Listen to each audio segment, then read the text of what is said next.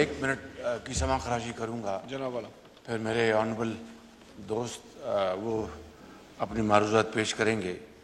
جس طرح ابھی لا منسٹر نے فرمایا کہ کابینہ میں آج یہ فیصلہ ہوا کہ وہ جو ریفرنس 12 سال سے پڑا ہے وہ اس کے اوپر اور فل کورٹ بیٹھ کے یہ فیصلہ کرے، کیونکہ خود فارمر پرائم منسٹر شہید ذوالفقار علی بھٹو کے حوالے سے اب یہ بات پوری دنیا میں اس کا اچھی طرح اس کا شعور ہے کہ it was a judicial murder.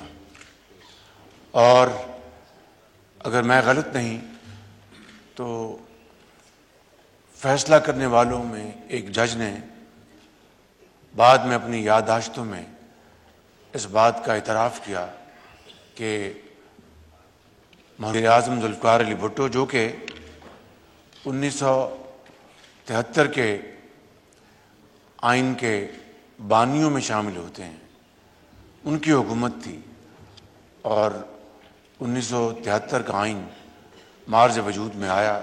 یہ بذات خود ایک بہت بڑی پاکستان کی ایک تاریخی خدمت تھی جو کہ ہمیشہ اس کو یاد رکھا جائے گا.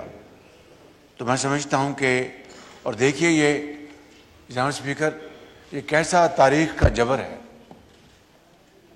کہ آج 4 اپریل ہے اور فارمر پرائم منسٹر شہید ذوالفقار علی بھٹو کا جوڈیشل مرڈر آج ہی کی تاریخ کو ہوا اور آج 4 اپریل کو الیکشن کے حوالے سے جو پچھلے 72 گھنٹے میں جو کاروائیاں ہوئیں، آج پھر ایک مرتبہ 4 تاریخ کو جناب اسپیکر عدل و انصاف کا قتل ہوا.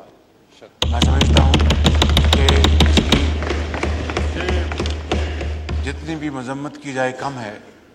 اور میں اپنی بات ختم کرنے سے پہلے میں آپ سے گوش گزار ہوں کہ اگر آپ آنریبل مولانا اسد کو فرمائیں کہ وہ مرحوم ذوالفقار علی بھٹو کے حق میں دعا فرمائیں.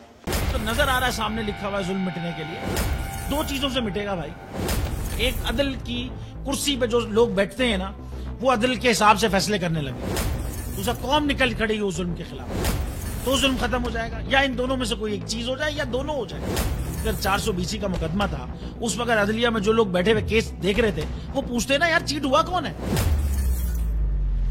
جب ان کو دکھتا کوئی چیٹ نہیں ہوا کیس ختم کر دیتے. تو ظالم ظلم کر ہی نہیں پاتا. 9 ججز نے نوٹ بیفور کیا میرے کیس کو یار، 1.5 سال چلا. شخصی ضمانت کا کیس سیم کیس اسلام آباد میں کر دیا. ایک ہی الزام پہ 2 کیس ہو نہیں سکتے بھائی. مطلب 60 دن کا وقت ہوتا ہے، 102 دن کے بعد میں جیت گیا، کیس بری ہو گیا، 102 دن کے بعد اپیل فائل کی، ایکسپٹ کر لی. نہیں کرتے نا ایکسپٹ، ختم ہو جاتا نا ظلم یار. بھری عدالت میں مجھے بری کر دیا، پھر پتہ نہیں کیا ہوا 2.5 گھنٹے بعد کا نوٹ بیفور. میں نہیں سنتا یہ کیس، کھڑے رہتے اپنے فیصلے پہ، مٹ جاتا ظلم. اللہ تعالیٰ نے بٹھایا اس ان کرسیوں پہ ان کو یار، یہ اللہ تعالیٰ کی طرف سے فیصلے کرنے ہیں. تو یا تو یہ فیصلے آئیں گے ظلم مٹ جائے گا یا قوم کھڑی ہو جائے گی ظلم کے خلاف.